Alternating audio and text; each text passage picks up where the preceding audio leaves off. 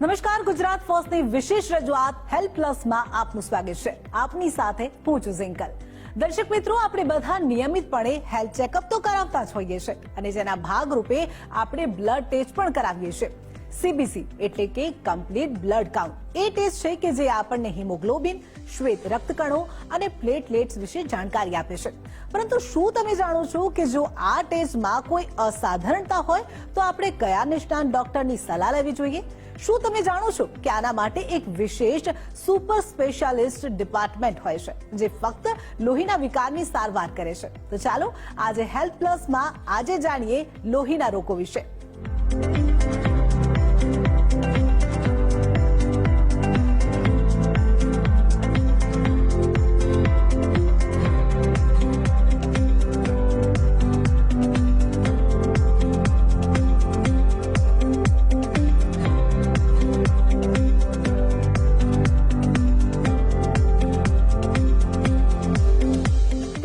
રોગોને લગતી તમારી તમામ મૂંઝવણોના નિરાકરણ માટે આપણી વચ્ચે ઉપસ્થિત છે મેરિંગો સિમ્સ હોસ્પિટલના ડોક્ટર અંકિત કુમાર જીતાની, ડોક્ટર કોમિલ પટેલ અને ડોક્ટર હેમંત મેંઘાની કે જેઓ હેમેટોલોજીસ્ટ એન્ડ બોન મેરો ટ્રાન્સપ્લાન્ટ છે. તમામ મહેમાનોનું સ્વાગત છે. સૌપ્રથમ ડોક્ટર કોમિલ, આપને પ્રશ્ન કરવા માંગીશ કે આપણે સૌએ બ્લડ ટેસ્ટમાં સીબીસી શબ્દ એ ઘણીવાર સાંભળ્યો હોય છે, ત્યારે આ સીબીસી આખરે શું હોય છે તે વિશે માહિતી આપશો. નમસ્કાર. સીબીસીને જો સાદી ભાષામાં કહીએ તો એને કમ્પ્લીટ બ્લડ કાઉન્ટ કહેવાય, જેમ આપણે વાત કરી. અને આ ટેસ્ટ તમે રૂટીનલી તમારા હેલ્થ ચેકઅપમાં કરાવતા હો છો, જે તમે તમારા શરીરમાં રહેલા હિમોગ્લોબિન, WBC અને પ્લેટલેટની જાણકારી આપે છે. હિમોગ્લોબિન એ આપણા શરીરના અંદર ઓક્સિજનના પરિવહન માટે જરૂરી હોય છે. એ વધારે કે ઓછા પ્રમાણમાં હોય તો એને લગતા અમુક બીમારીઓ હોય છે કે જે આપણે આ સીબીસીથી જાણી શકીએ. WBCને સાદી ભાષામાં કહીએ તો શ્વેત કણો, કે જે આપણા શરીરની રોગ પ્રતિકારક શક્તિ માટે જરૂરી છે. અને WBC વધી જવા કે ઓછા થઈ જવા એ ઇન્ફેક્શન નહીં તો લોહીને લગતી બીજી બીમારી માટેની એક આશંકા જણાવી શકે છે. અને શ્વેત કણો કે જેને પ્લેટલેટ કહીએ છીએ, એના વિશે તો તમે સાંભળ્યું જ હશે. હમણાં ચોમાસું શરૂ થશે એટલે ડેન્ગ્યુની સિઝનમાં તમે ઘણા સગા સંબંધીની વાતો સાંભળશો કે ડેન્ગ્યુ આવશે અને એમના પ્લેટલેટ કણો ઓછા થવાની શરૂઆત ઘણીવાર થતી હોય છે. સો સીબીસી વડે આપણે હિમોગ્લોબિન, પ્લેટલેટ અને WBC વિશેની જાણકારી મેળવી શકીએ છીએ અને એનાથી આપણને અંદાજ આવી શકે છે કે આ દર્દી કે કોઈ વ્યક્તિને બીજી કોઈ બ્લડને લગતી સાદી કે કોઈ ગંભીર બીમારી છે કે નહીં. બિલકુલ. ડોક્ટર કૌમિલ, લો પ્લેટલેટ હોવું એ કેટલું સામાન્ય છે અને ઓછા પ્લેટલેટ ધરાવતી વ્યક્તિને શું તકલીફો થાય છે તે વિશે માહિતી આપશો.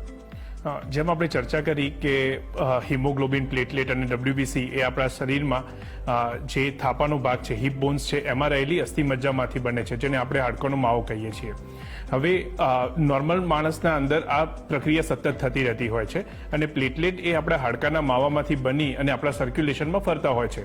જ્યારે પણ આપણને શરીર ઉપર કંઈ વાગે, માનો કે ચપ્પુ વાગે અને એને આપણે પ્રેસ કરી રાખીએ, લાંબા સમય સુધી એના ઉપર ભાર આપીએ, ત્યારે એ લોહી વહેવાનું બંધ થઈ જાય છે. એ થવાનું કારણ પ્લેટલેટ છે. પ્લેટલેટ આપણા શરીરના અંદર જ્યાં પણ કંઈ ઘા વાગે તો ત્યાંથી નીકળતા લોહીને અટકાવવાનું કામ કરે છે. નોર્મલ માણસમાં તમારા મારામાં 1.5 લાખથી 4 લાખ જેટલા પ્લેટલેટ હોય છે બોડીમાં.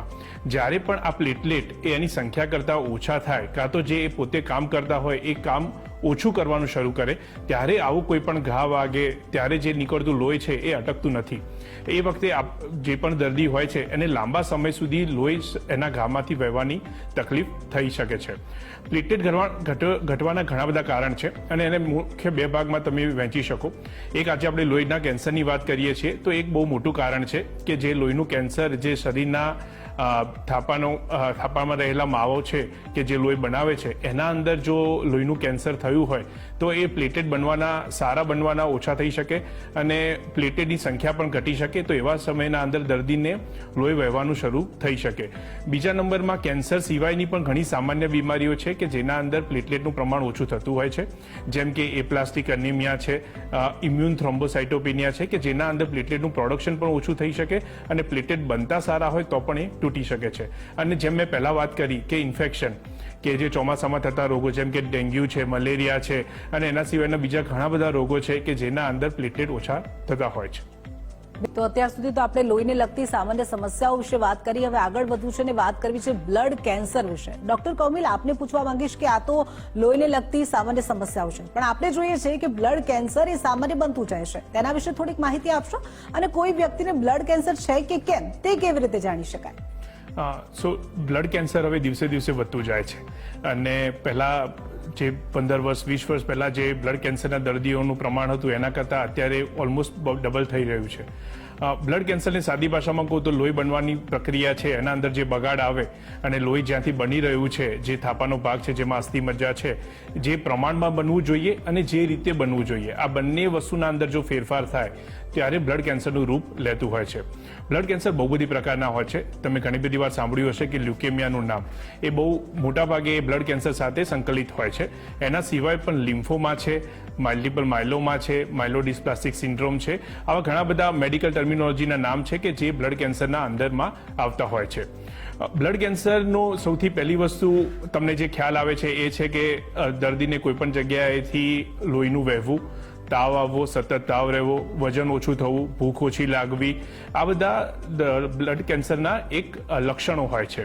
અને એ વખતે જ્યારે તમે તમારા ડૉક્ટરને મળો ત્યારે સૌથી પહેલી વસ્તુ જે કરાવે છે એ ઇન્વેસ્ટિગેશન છે CBC, જેના વિશે આપણે ચર્ચા કરી. CBC તમને એના વિશે બ્લડ કેન્સર છે કે નહીં એની એક પ્રાથમિક માહિતી આપી શકે છે. તેના અંદર જો શ્વેત કણોનું પ્રમાણ ઉપર નીચે હોય, પ્લેટલેટનું પ્રમાણ ઉપર નીચે હોય, તો દર્દીને બ્લડ કેન્સર હોવાની શક્યતા છે કે જે અમે આગળ કન્ફર્મ કરતા હોઈએ છીએ. અને આ શક્યતાને કન્ફર્મ કરવું, એક સચોટ માહિતી મેળવવી, એના માટે બોન મેરો એક્ઝામિનેશન, બોન મેરોની તપાસ હોય છે. બોન મેરો એટલે જે આપણે અસ્થિ મજ્જાની વાત કરી, અસ્થિ મજ્જાની તપાસ, એને અંગ્રેજી ભાષામાં અને અમારી મેડિકલ ભાષામાં અમે બોન મેરોની તપાસ કહીએ છીએ, કે જ્યાં અમે હાડકાનો ભાગ છે, થાપાનો ભાગ છે, ત્યાં આગળ સોય વડે હાડકાનું લોહી અને હાડકાના માવાને લઈ અને એને તપાસ માટે મોકલીએ છીએ. અને એની અમે જ્યારે તપાસ કરીએ ત્યારે અમે સચોટપણે કહી શકીએ છીએ કે આ દર્દીને બ્લડ કેન્સર છે કે નહીં. અને જો બ્લડ કેન્સર છે તો પણ એ કયા પ્રકારનું બ્લડ કેન્સર છે, કેમ કે બ્લડ કેન્સર એક સાંભળવામાં શબ્દ એક છે, પણ એની અંદર 100 થી વધુ પ્રકારના બ્લડ કેન્સર છે કે જેની અલગ અલગ સારવાર હોય છે, કે જે અમે બોન મેરો કરી અને કન્ફર્મ થયા પછી જ દર્દીને કહી શકીએ. ડોક્ટર કૌમિલ, આપણે બ્લડ કેન્સર વિશે ચર્ચા કરી રહ્યા છે. અહીંયા સામાન્ય લોકોને સવાલ એ થશે કે બ્લડ કેન્સર થવા પાછળનું કારણ શું છે, તો તે વિશે થોડીક માહિતી આપશો.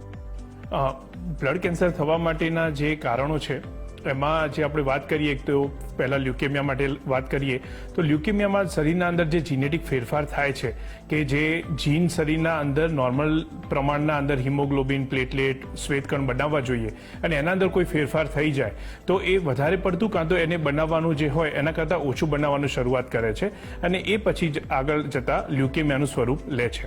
એ જ રીતે લિમ્ફોમા છે, મલ્ટિપલ માયલોમા છે, કે જેના અંદર શરીરના અંદર જીનેટિક ફેરફાર થાય છે અને શરીરનું જે રેગ્યુલેશન છે, શરીરનો જે કંટ્રોલ છે, જે હિમોગ્લોબિન, પ્લેટલેટ અને WBC ના પ્રોડક્શન ઉપરનો એ જતો રહે છે, જે અલ્ટિમેટલી બ્લડ કેન્સરનું રૂપ લે છે.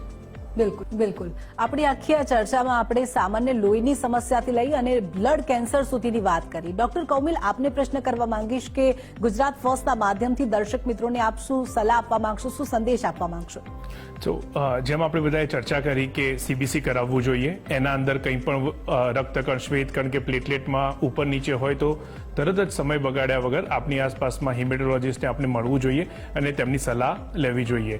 હવે જે વાત કરી એના અંદર હું એક જ વસ્તુ એડ કરવા માંગીશ કે કોઈને પણ અનફોર્ચ્યુનેટલી રિલેટિવ કે ફેમિલીમાં બ્લડ કેન્સરની જાણ થાય છે ત્યારે ડૉક્ટર તમને કિમોથેરાપી કે ઇમ્યુનોથેરાપી સજેસ્ટ કરે છે તો તેનાથી ગભરાવાની જરૂર નથી. આપણે જે મૂવીમાં જોઈએ છીએ કે કિમોથેરાપી, ઇમ્યુનોથેરાપી આપતી વખતે બહુ પેઇનફુલ હોય છે અને જે બતાવે છે એવું રિયાલિટીમાં હોતું નથી. આ બધી દવાઓ છેલ્લા 50 વર્ષના અંદર એટલી બધી સરસ રીતે આપવામાં આવે છે કે જે તમે નોર્મલ તાવ માટે એડમિટ થયા હોય અને તમને સલાઈન આપે ને તમને ખ્યાલ પણ ના આવે એવી રીતે જ તમારી થેરાપી પતી જતી હોય છે. તો કિમોથેરાપી ને ઇમ્યુનોથેરાપીનું નામ આવે ત્યારે જે સગા અને દર્દી જે ગભરાય છે એ ગભરાવાની જરૂર નથી. તમે તમારા હિમેટોલોજીસ્ટની સલાહ પ્રમાણે કિમોથેરાપી, ઇમ્યુનોથેરાપીને ફોલો કરવું જોઈએ અને એને તમારે ડેફિનેટલી લેવી જોઈએ જેથી કરીને બ્લડ કેન્સરની તમે ક્યોર કરી શકો. બ્લડ કેન્સર ક્યોરેબલ છે ને ક્યોરેબલ છે. ક્યોર એટલે કે 100% તમે એને જડ